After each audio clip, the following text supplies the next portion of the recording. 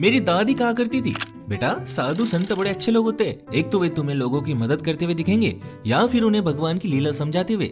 और अहंकार, साधु संतों में अहंकार नहीं होता बेटा। साधु संत बड़े विनम्र लोग होते हैं। आई विश मेरी दादी आज जिंदा होती तो मैं उन्हें ये वीडियो दिखाता। அதாவது வந்து சுற்றுச்சூழல் வந்து இவ்வளோ அக்கறையோடு இருக்கும்போது கட்டுமானங்கள் செய்யறதுக்கு முன்னாடியே வாங்க வேண்டிய சுற்றுச்சூழல் அனுமதியை பின்னாடி எதனால முன்னாடியே வாங்கியிருக்கலாமே। So there is this BBC reporter जो जग्गी वासुदेव से सवाल पूछ रहे हैं कि क्यों उन्होंने अपने आश्रम का कंस्ट्रक्शन करने से पहले फॉरेस्ट डिपार्टमेंट की परमिशन नहीं ली थी। जग्गी वासुदेव के पास इसका कोई जवाब नहीं है। So he does this. Enough, please. இல்ல ஈஷாவோட இதுலயே your nonsense you're saying. சுற்றுச்சூழல் அனுமதி வாங்காம வயலேட் பண்ணிட்டோம் அப்படினு சொல்லி அனுமதிக்காக அப்ளை பண்ணிருக்கு। இத பத்தி உங்களோட கருத்து? एंड क्लियरली मेरी दादी गलत थी कि साधु संत विनम्र होते, बट ऐसे एलिगेशंस किसी साधु संत पर सूट नहीं करते। और अचंभे की बात तो ये है कि ये साधु महंगी महंगी बाइक चलाता है, महंगे महंगे कार चलाता है, rides helicopters, boats, you name it. दिन में 6 बार कपड़े बदलता है, महंगी महंगी घड़ियां पहनता है, दुनिया घूमता है, हॉलीवुड स्टार्स से मिलता है। ये साधु आज करोड़ों में खिल रहा है और इसके इस लाइफस्टाइल को मेंटेन करने के लिए उसके करोड़ों भक्त उसकी मदद कर रहे हैं। और आप सोचने लगते हो कैसे सदगुरु एक लग्जरियस लाइफ जीते हैं और उनके करोड़ों भक्तों को इससे कोई फर्क नहीं पड़ता। प्लस वे उसे वन वे और अनदर फंड भी करते हैं। कैसे पूरी दुनिया उनके टीचिंग्स को अप्रिशिएट करती है, इंक्लूडिंग बिग सेलिब्रिटीज। कैसे एक व्यक्ति कहता है भगवान की संकल्पना इंसानों ने बनाई है, असल में क्रिएशन शून्यता से आई है और वो शून्यता मैं हूँ। और करोड़ों लोग उस व्यक्ति की इस बात पर यकीन भी कर लेते हैं। लेकिन मैं जग्गी वासुदेव के स्पिरिचुअल बिजनेस में इंटरेस्टेड नहीं हूँ। जग्गी वासुदेव और कमाए, हु केयर्स। मैं इंटरेस्टेड हूँ जग्गी वासुदेव के एनलाइटनमेंट वाली कहानी में। आई वांटेड टू नो कि उनके एनलाइटनमेंट की कहानी सच है या फिर अपने फॉलोअर्स को मूर्ख बनाने का जरिया। And you know what, I think it is.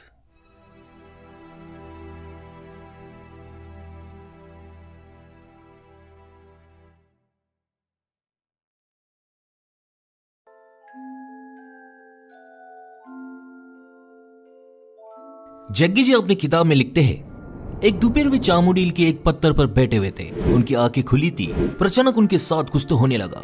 इसे एज एन आई कोट, मैं अपने पूरे जीवन काल में यही सोचता था कि मेरा मन और शरीर यानी मैं हूँ और दुनिया यानी जो बाहर है। लेकिन अचानक मैं जान नहीं पा रहा था कि क्या मैं हूँ और क्या मैं नहीं हूँ। जो सांस मेरे अंदर जा रही थी, जिस पत्थर पर मैं बैठा हुआ था, मेरे आसपास का माहौल, सब कुछ मेरे अंदर समा जा चुका था। जो मैं बन चुका था वो इतना बड़ा था कि वो हर जगह मौजूद था। टर्न्स आउट जग्गी वासुदेव को एनलाइटनमेंट मिल चुकी थी। उस घटना के बाद वही सिमिलर एक्सपीरियंसेस जग्गी वासुदेव के साथ फिर से होने लगी। जग्गी जी को तब पता नहीं था कि एक्सपीरियंसेस जो वे महसूस कर रहे हैं वे क्या है, लेकिन वे कहते हैं कि अब उन्हें परमानंद का सुख मिल रहा था। 7-7 घंटे गुजर जाते थे और उन्हें लगता था 2 ही मिनट गुजरे हैं। अगले 6 हफ्तों में यह अनुभव उनके जीवन की जीवित वास्तविकता बन गई, लिविंग रियलिटी। ये जो परमानंद वे अनुभव कर रहे थे, अब वे वही परमानंद सबको महसूस करवाना चाहते थे। Armed with this experience, I started creating methods and systems through which every human being could access that intelligence and that capability within the system which can make a piece of bread into a human being. उन्होंने ऐसे methods इजाद किए जिनके माध्यम से वे लोगों को एनलाइट कर सके। उस मेथड का नाम था इनर इंजीनियरिंग और इस मेथड को दुनिया भर में पहुंचाने के लिए उन्होंने non profit organisation Isha Foundation की शुरुआत की। जग्गी जी को बचपन से ही भगवान पर विश्वास नहीं था। वे अपने बुक एनकाउंटर द एनलाइटन में लिखते हैं, आप कृष्ण की पूजा करते हो क्योंकि आपके दादाजी ने आपको कहा कि कृष्ण की पूजा करो। ऐसी पूजा गलत है। अगर ऐसा व्यक्ति आपके समाज में रहने आ जाए तो आप उसे फांसी पर लटका दोगे क्योंकि आपकी माँ बहनें उसके साथ रास लीला करना चाहेगी और उधर क्या होगा आपको पता भी नहीं चलेगा। जग्गी जी ये भी मानते हैं कि दुनिया के सारे शास्त्र, धार्मिक किताबें, शिक्षाएं, फिलोसॉफीज जो लोगों ने कही या इजाद की है वे सब निरर्थक है। All the scriptures, all the teachings, all the philosophies, all the great things that people have spoken about, all of them are worth nothing. He says people go to temples and they hallucinate gods. लेकिन अगर इस दुनिया को भगवान ने नहीं बनाया तो फिर किसने बनाया? But according to Jaggi Vasudev, creation nothingness से आई है। When I say Shiva, don't imagine the calendar figure you've always seen. When we say Shiva, what it means, that which is not. So they say Shiva is a cosmic man lying down across the cosmos and he is nothing. He is not physical matter, he is nothing, but he is opaque. And then Shakti came and she danced around, a certain level of energy danced around. When Shakti danced around, he got irritated and he woke up. So he got angry and he roared. When he roared, the yoga says, he spat out galaxies. Then Shakti touched Shiva. When she touched Shiva, she gathered inertia, so she became more stable, which is what the creation is today.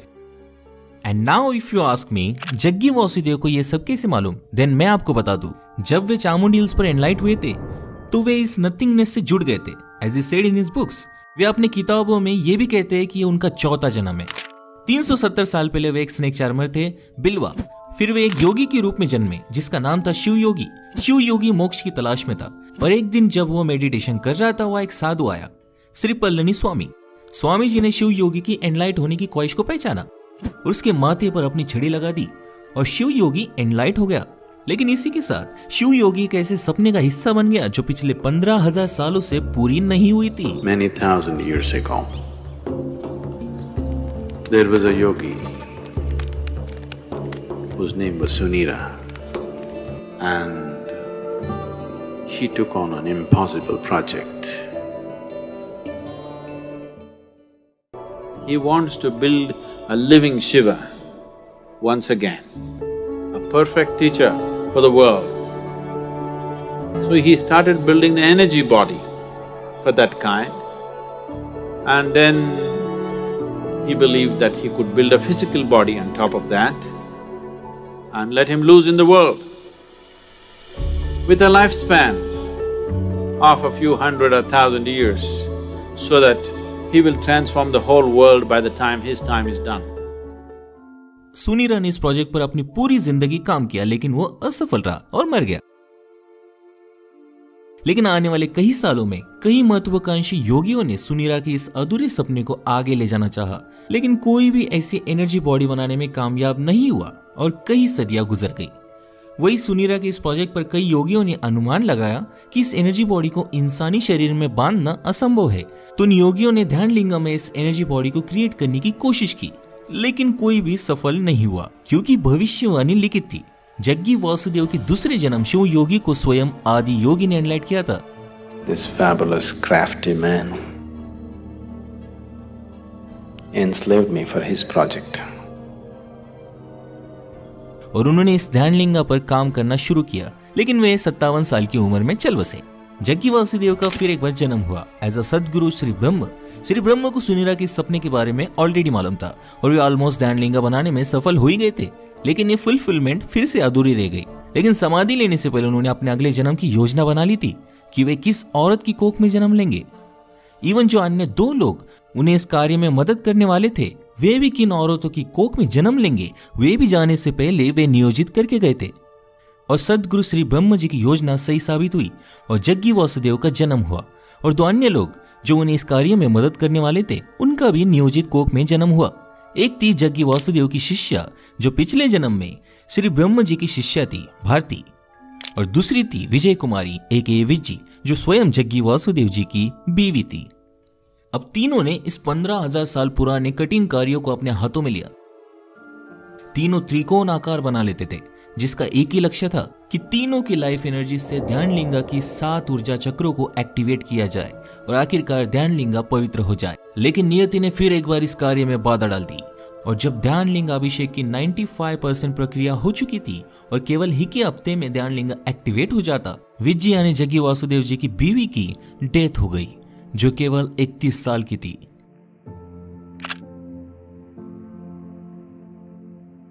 Jaggi जी ने बताया कि विज्जी ने महासमाधि ले ली है।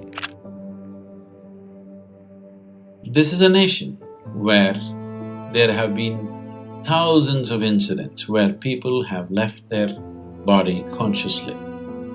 So she announced that she will leave almost 9 months ahead of that time. It was a natural process. ध्यान लिंगा का काम रोकना नामुमकिन था और जग्गी वासुदेव इसे इसी जन्म में पूरा करना चाहते थे। उन्होंने अपना और विज्जी का दोनों का रोल एक साथ निभाना शुरू कर दिया, लेकिन इस कारण उनके शरीर पर बहुत भार आने लगा और वे बेहद बीमार गिरने लगे। In about 8 months, maximum of 8 months, I aged about 25 years during the consecration process. Certain period of consecration, about 8 months' time, people just saw me like I am aging, like so extremely fast. I became, from a very vibrant young person, I just became an old person, absolutely, totally weak and shaky in 8 months' time. My hair braid. लेकिन उन्होंने हार नहीं मानी और 3.5 सालों बाद and to be exactly 24 जून 1999 को ध्यानलिंगा, जिसमें स्वयं शिवा की एनर्जी है, वो हम सब के लाभ के लिए तैयार हुआ।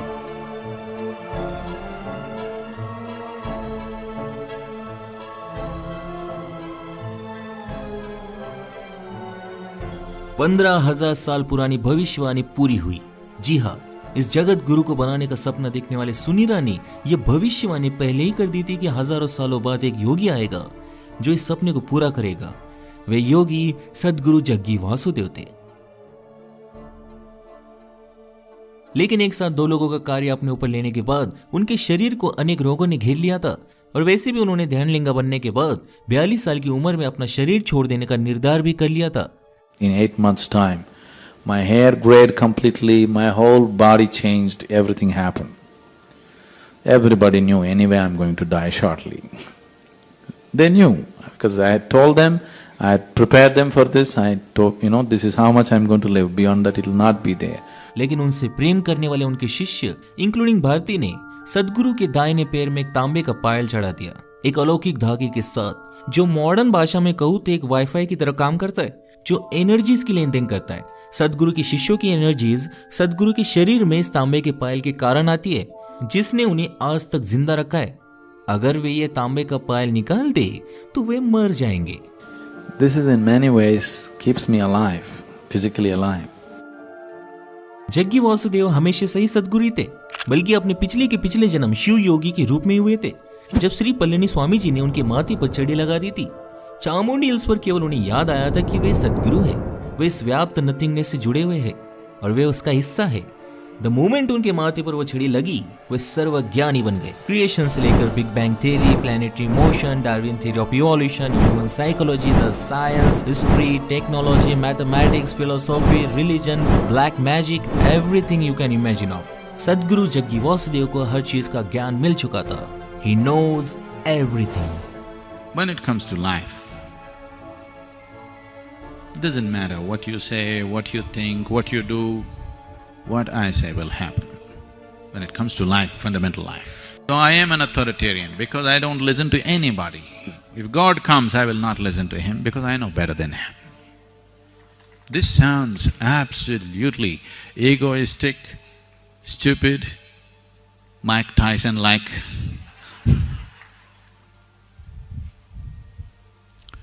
But what can I do? It's true. But wait. There is a problem. Jaggi जी ने तो कहा था उनके वाइफ विज्जी ने महासमाधि ले ली थी, लेकिन विज्जी के पिता के अनुसार तो विज्जी का मर्डर हुआ था और वो मर्डर सदगुरु जग्गी वासुदेव ने किया था।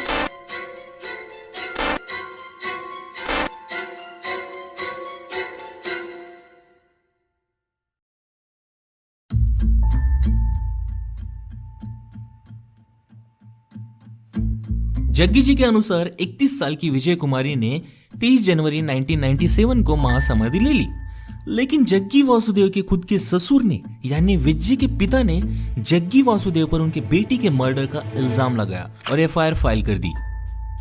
ये खबर उस वक्त इंडियन एक्सप्रेस न्यूज़पेपर ने छापी थी, जिसके अनुसार ईशा आश्रम के योगी जग्गी वासुदेव पर उनके बीवी विजय कुमारी उर्फ विज्जी के मर्डर के मामले में चार्जेस लगाए गए हैं। पुलिस को दिए गए कंप्लेंट में विज्जी के पिता टीएस गंगना जी को लगता है उनकी बेटी की मौत में कुछ तो गड़बड़ है।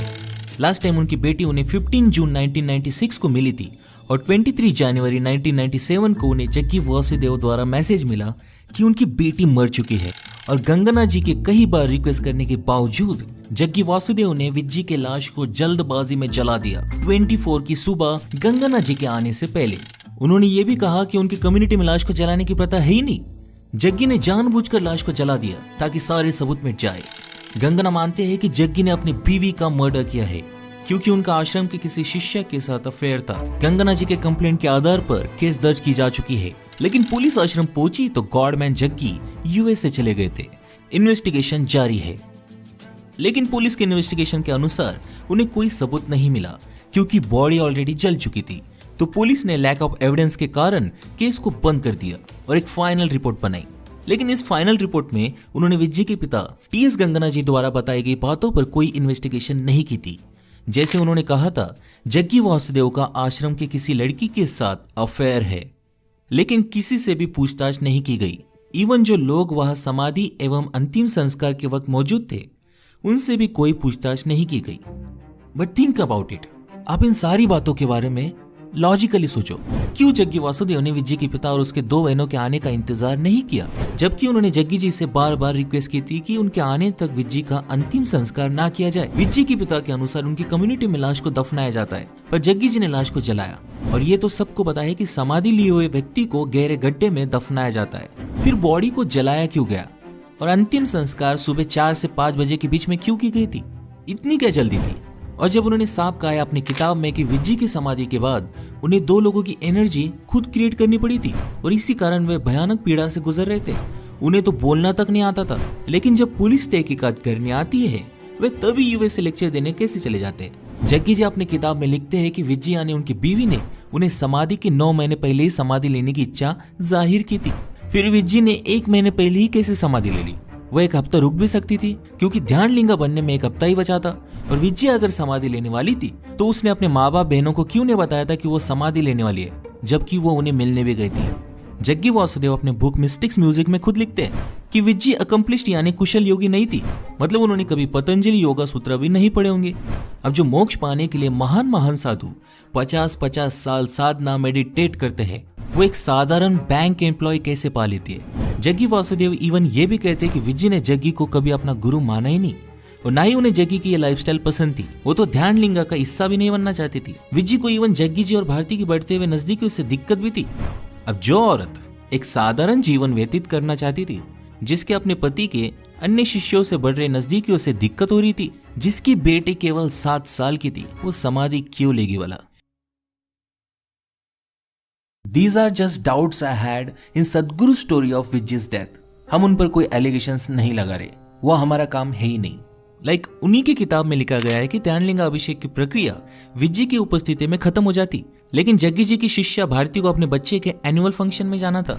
कितनी मूर्खता वाली बात है ये। क्या भारती को मालूम नहीं था कि ये ध्यानलिंगा कितना बड़ा प्रोजेक्ट है, उसकी इंटेंसिटी क्या है, कि ये 15,000 साल पुरानी प्रोफेसी है? कई योगी इसमें असफल हो गए। जग्गी वासुदेव को 4 जन्म लेने पड़े। खुद भारती का ये दूसरा जन्म था। उसका जन्म ही ये कार्य पूरा करने के लिए हुआ था और वो अपने बच्चे के स्कूल फंक्शन में चली गई थी।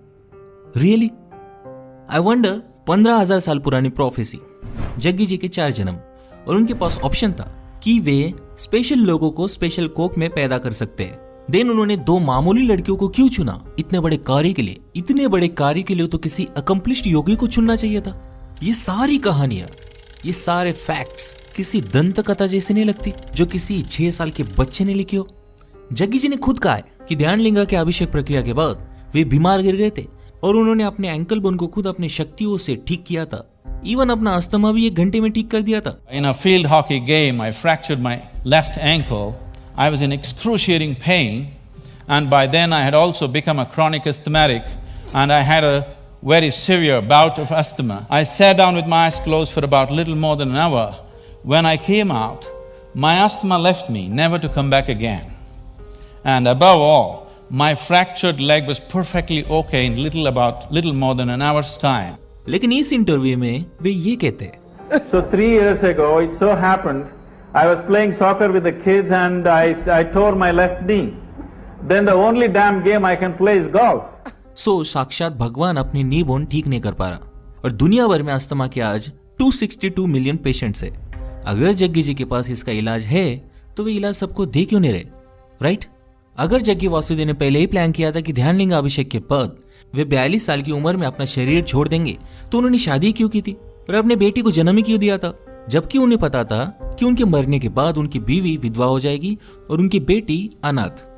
लेकिन वे अपनी शादी को भी जस्टिफाई करते हैं, कहते हुए कि ऋग्वेदा में लिखा गया है कि ध्यानलिंगा का अभिषेक एक ऐसा ही योगी करेगा जो गृहस्थ योगी हो, यानी शादीशुदा योगी हो। मैंने इस बात की पुष्टि करने के लिए अपने दोस्त के दादाजी से बात की, जो हिंदू स्क्रिप्चर्स के ज्ञानी है, और उन्होंने मुझे कहा ऐसी कोई भी चीज ऋग्वेदा में नहीं लिखी गई है और ना ही ध्यान लिंगा टर्म का कोई जिक्र है। उन्होंने मुझे बताया कि सुनीरा नाम की योगी का ना योगिक कल्चर में, ना धर्म ग्रंथों में, ना उपनिषदों में और ना ही वेदों में कोई जिक्र है। और सबसे मजे की बात तो यह है, जिन वेदों में जग्गी जी ध्यान लिंगा का होने का जिक्र करते हैं ना, वे हिंदू वेद पुरानी केवल 5000 साल पुराने हैं और जग्गी जी की कहानी 15000 साल पुरानी है। Okay, for a moment let's believe Jaggi ji की यह ध्यान लिंगा वाली कहानी सच है। सो अकॉर्डिंग टू दैट, ध्यान लिंगा साक्षात लिविंग शिवा है, वही शिवा जो इस नथिंगनेस में समाये हुए है, जिनके अंदर से ये दुनिया क्रिएट हुई है। He is a creator. लेकिन जग्गी जी ये भी कहते हैं कि अब उस ध्यान लिंगा में और उनमें कोई फर्क नहीं बचा है। So if A is equal to B and B is equal to C, then A is equal to C, right? मतलब अब जग्गी वासुदेव इस दुनिया के क्रिएटर बन चुके हैं। Where is the logic and do you believe this shit? ये सारी कहानियां, ये सारे फैक्ट्स मुझे एक ही संशय की ओर ले गई कि जग्गी वासुदेव जी का, सदगुरु जी का एनलाइटनमेंट सच है भी कि नहीं। और जब मैंने उनका इतिहास खंगाला तो मुझे सब समझ गया। जग्गी जी की वो कहानी याद है जब वे पिछले जन्म में शिव योगी थे। उनके गुरु श्री पल्लनी स्वामी जी ने उनके माथे पर छड़ी लगा दी थी और वे एनलाइट हो गए थे। बस इस कहानी में एक ही झूठ है, वो गुरु श्री पल्लनी स्वामी जी नहीं बल्कि भगवान श्री रजनीश जी थे, ओशो।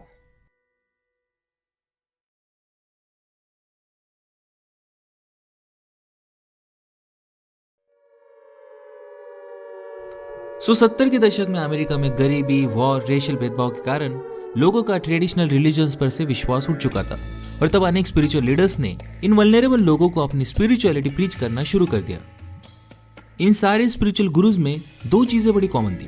पहली कि ये सब दावा करते थे कि ये सब एनलाइटेंड बीइंग्स है, और दूसरी, इन सभी गुरुओं ने अपने अपने ट्रस्ट खोले और मिलियंस ऑफ डॉलर्स कमाए। एक स्पिरिचुअल गुरु ने तो अमेरिका में अपना शहर ही बना लिया।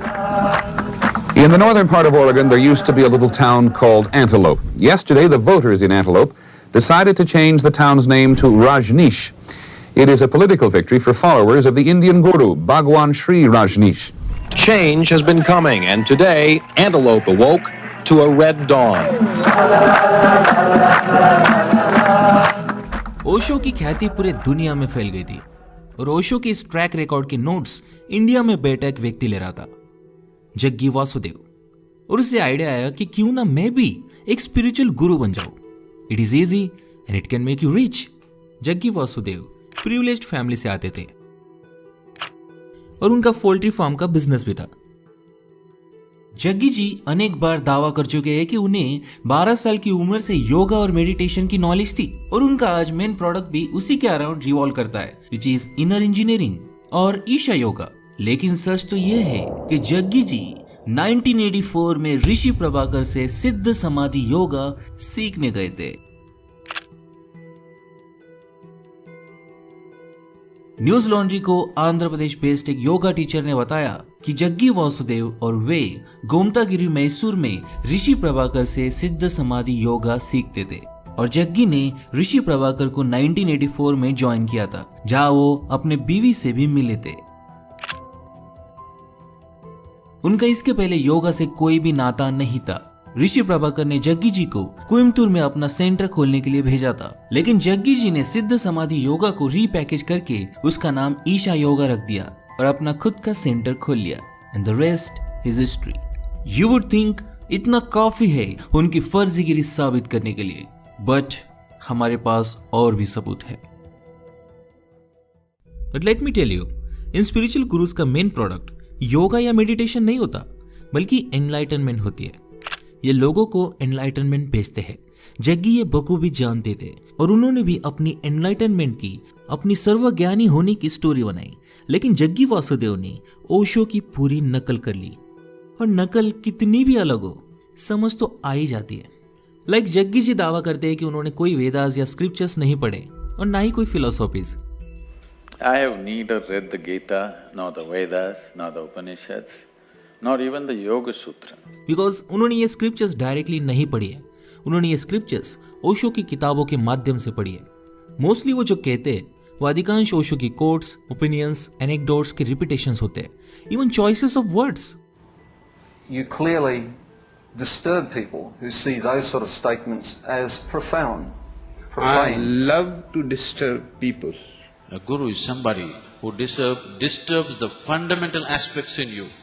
I am not going to console anybody. He is not a solace peddler. Because the more you console them, the more retarded they remain. All kinds of conclusions that you have drawn, Disturb them. he disturbs everything in you. That challenge will bring their capacities to the climax. He is somebody who is there to assist you towards your liberation. Jaggi ji की enlightenment nothingness यानी शून्यता तक जाती है। शिवा कोई being नहीं है, बल्कि इस नथिंगनेस में समाये हुए है, और इस नथिंगनेस में मिल जाना ही एनलाइटनमेंट है। और उसके वे 112 तकनीक बताते हैं। ये कॉन्सेप्ट विज्ञान भैरव तंत्र से आती है, और इस तंत्र को उस वक्त ओशो ने ही प्रचलित किया था। कोई 112 विधियां हैं सारे जगत में ध्यान की, और प्रत्येक विधि अद्भुत है। Tantra will not give you the answer, Tantra will give you the technique. Jaggi जब भी शिवा की बात करते हैं, जैसे Shiva being good and evil, both light and dark, यही स्टाइल और व्यूज ओशो भी इस्तेमाल करते थे। ओशो कहते थे शिवा के पास कोई फिलोसॉफीज नहीं थी, उनके पास केवल मेथड्स थे। All the questions Devi is asking, Shiva is not going to answer at all. On the contrary, he will give a technique. And if Devi goes through this technique, she will know. यह बात उन्होंने खुद को और अपने course को describe करने के लिए रख ली। Once they understand few basics, then we teach methods with which they can make these dimensions within themselves in a conscious manner. This is not a philosophy, this is a technology. Jaggi जी हमेशा कहते हैं, Now, whatever I say, don't believe this. But don't be a fool and disbelieve this. Guess what, ये quote उन्होंने कहां से उठाया? ओशो की किताब I celebrate myself, god is nowhere, life is now here से। I have not told you to believe it, I have not told you to disbelieve it. Jaggi ji कहते हैं उन्हें फिलोसॉफीज पसंद नहीं। Philosophies are fantastic explanations for those things which cannot be explained. क्योंकि ओशो को भी पसंद नहीं थी। A philosopher thinking about truth is just like a blind man thinking about light. Jaggi जी एक कहानी सुनाते हैं। जब एरिस्टोटल हेराक्लिटस से मिले थे, देखा जाए तो दोनों अलग अलग टाइमलाइन से आते, उनके मिलने की कोई बात बनती ही नहीं। ये तो गलती है, राइट? बट अगर हम मान लें जग्गी जी ने यह कहानी अपनी बात रखने के लिए कही हो तो ठीक है, लेकिन ये सेम गलत कहानी ओशो अपनी किताब हिडन हार्मोनी में कह चुके हैं। पूरी दुनिया में केवल ओशो ने ही लिखा है कि एरिस्टोटल और हेराक्लिटस मिले थे। अब ये कैसे मुमकिन है कि पूरी गलत कहानी ही कोइंसिडेंटली जग्गी जी ने सबको सुना दी? बट स्टिल मैं इन सारी बातों को संयोग एवं कोइंसिडेंस समझूंगा, मान लूंगा, लेकिन अगली सिमिलैरिटी को कोइंसिडेंस मानना बहुत मुश्किल है। Here is another anecdote. सदगुरु जी सुनाते हैं, एक औरत जे कृष्णमूर्ति के साथ शॉपिंग करने गई थी, तो कृष्णमूर्ति जी एक छोटा सा टाई खरीदने के लिए इतना वक्त लगा रहे थे कि उस औरत ने सोचा, जो व्यक्ति एक टाई को लेकर इतना कंसर्न फील करता है वो एनलाइटेंड कैसे हो सकता है वाला, और उस औरत ने जे कृष्णमूर्ति को छोड़ दिया। But let me tell you, similar anecdote Osho भी सुना चुके हैं अपने किताब में, क्योंकि वो औरत जे कृष्णमूर्ति को छोड़कर सबसे पहले ओशो से मिलने गई थी। एंड आई डोंट नो कि सदगुरु को इस कहानी के बारे में कहां से मालूम पड़ा। ऐसे सैकड़ों उदाहरण मैं आपको दे सकता हूं, but I think you get the point. Jaggi Vasudev ने सब कुछ ओशो से कॉपी किया है, लेकिन ओशो की गलती है जग्गी जी ने कॉपी नहीं की। ओशो हमेशा हिंदुइज्म को क्रिटिसाइज करते थे, जो इंडियन पॉलिटिशियंस को रास नहीं आती थी। पॉलिटिशियंस ने ओशो पर दबाव बनाया और उन्हें मजबूरन देश छोड़ना पड़ा। जग्गी जी भले ही ओशो के पद पर चल हिंदुइज्म को क्रिटिसाइज करते रहे, लेकिन उन्होंने ड्यूअल कैरेक्टर अपनाया। अपने एनलाइटनमेंट में, अपनी टीचिंग्स में, अपने आश्रम में उन्होंने ध्यानलिंगा, शिवा, आदि योगी, भैरवा जैसे टर्म्स को यूज किया ताकि उन्हें कोई अपोज न करे।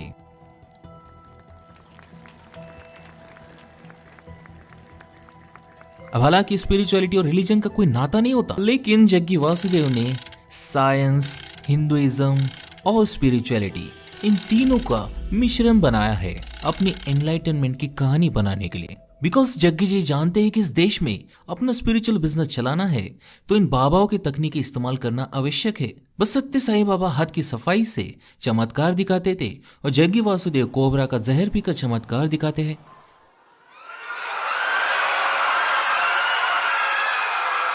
आगे ध्यानलिंगा बनाने के लिए उन्हें लोकल भक्तों से डोनेशन मिला और उन्होंने 150 एकड़ जमीन खरीदी अपना आश्रम खड़ा करने के लिए, जहां आज ईशा फाउंडेशन खड़ा है।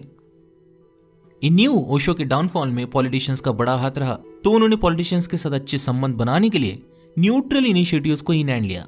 ऐसे ही 2006 में जग्गी वासुदेव ने पूरे तमिलनाडु में पेड़ लगाने का इनिशिएटिव हाथ में लिया। इसमें उन्हें नए भक्त और वॉलंटियर्स तो मिले ही, लेकिन उस वक्त के सीएम करुणानिधि भी इस इनिशिएटिव में शामिल हुए। This made him famous in South India. वे आज सेम तकनीक इस्तेमाल करते हैं अपने ब्रांड को पूरी दुनिया में प्रमोट करने के लिए। Save our soil. Save soil. Save the soil. Save soil. Save soil. Save our soil. 2008 में स्टार विजय ने जग्गी वासुदेव के साथ वीकली शो एयर करना शुरू कर दिया, जिसमें वे अलग अलग सेलिब्रिटीज के साथ बैठकर spirituality, social problems, yoga, meditation और जो मन में आया उस टॉपिक पर बात करते थे। லேபர் இருந்தாலும் மத்தியானம் 1 மணி நேரம் இடைவெளி கொடுக்குறாங்க, நமக்கெல்லாம் சாப்பாடு நேரத்துல நமக்கு இடைவெளி கொடுக்க மாட்டாங்க। शो बढ़िया था और इसलिए ईशा फाउंडेशन ने सेम कॉन्सेप्ट पर खुद का शो बनाया। My work is just to help people to understand that going in installments is not going to get you to infinite. It was a win-win situation. दोनों पार्टीज को publicity मिल रही थी और धीरे धीरे बड़े से लेकर बड़े सेलिब्रिटीज जग्गी वासुदेव से बात करने लगे। You can't even imagine. Namaskaram, good morning Matthew. Good morning, Sadhguru. How are you, man? I'm good, man. Where you from? So finally Jaggi Vasudev ji ने अपना ईशा एम्पायर खड़ा कर दिया, जहाँ आज वे करोड़ों रुपए कमाते हैं। एक झूठी एनलाइटनमेंट की कहानी ने जग्गी जी को इस मुकाम तक पहुंचा दिया। आज जग्गी जी के करोड़ों फैंस हैं दुनिया भर में, लाखों पार्ट टाइम वॉलंटियर्स और हजारों फुल टाइम वॉलंटियर्स जो फ्री ऑफ कॉस्ट काम करते हैं उनके आश्रम में। जग्गी वासुदेव ने सिंपली अपने पोल्ट्री और कंस्ट्रक्शन बिजनेस को स्पिरिचुअल बिजनेस में ट्रांसफर कर लिया। एज्यूम लगभग 1980 से ही उन्होंने डिसाइड कर लिया था कि उन्हें कौन सी कहानियां बोलनी है, किस तरह बोलनी है, ताकि वे लेजिट लग सके और अपने ईशा एम्पायर को खड़ा कर सके। इवन बिजनेस मॉडल अगर आप ध्यान से देखें तो ईशा फाउंडेशन में कुछ भी फ्री नहीं है। छोटी से लेकर छोटी चीज को डोनेशन के स्वरूप में बेचा जाता है ताकि सरकार को टैक्स भी ना देना पड़े। जग्गी वासुदेव जी ने एक faith based business model create किया है, टैक्स फ्री स्टेटस पाने के लिए, अपने स्पिरिचुअल प्रोग्राम्स को बेचने के लिए, बुक्स एंड मर्चेंडाइज बेचने के लिए and most importantly full time volunteers के रूप में फ्री लेबर पाने के लिए। ओशो की किताबें पढ़कर उनकी टीचिंग स्टाइल एनलाइटनमेंट कॉपी कर आज सदगुरु जग्गी वासुदेव बहुत बड़े मुकाम पर पहुंच गए। उनके कुछ फैंस को पता है कि वो ओशो की कॉपी करते हैं, लेकिन वे आर्गुमेंट देते हैं कि क्या फर्क पड़ता है कि सदगुरु जग्गी वासुदेव ओशो की कॉपी कर रहे हैं, इससे तो लोगों का फायदा ही हो रहा है ना, करने तो कॉपी। लेकिन मैं उनसे एक ही सवाल पूछूंगा, सदगुरु जग्गी वासुदेव को ये एनलाइटनमेंट बेचते बेचते 30 साल से ज्यादा हो गए, लेकिन उनको छोड़ के एक भी व्यक्ति को एनलाइटनमेंट मिली है क्या? और मिल भी नहीं सकती, क्योंकि ओशो की लॉन्ग टाइम सहयोगी मां आनंदशीला कहती है, He dangled the carrot of enlightenment. He declared few people enlightened. It was a hoax. In that sense, yes. Enlightenment एक छल है, झूठ है, धोखाधड़ी है।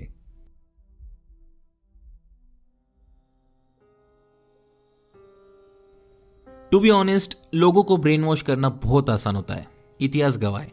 बस आपके पास ऐसी कहानी होनी चाहिए जिससे आप गलीबल वल्नरेबल लोगों को बेच सके, और क्या फर्क पड़ता है वो कहानी सेकंड हैंड ही क्यों ना हो, राइट?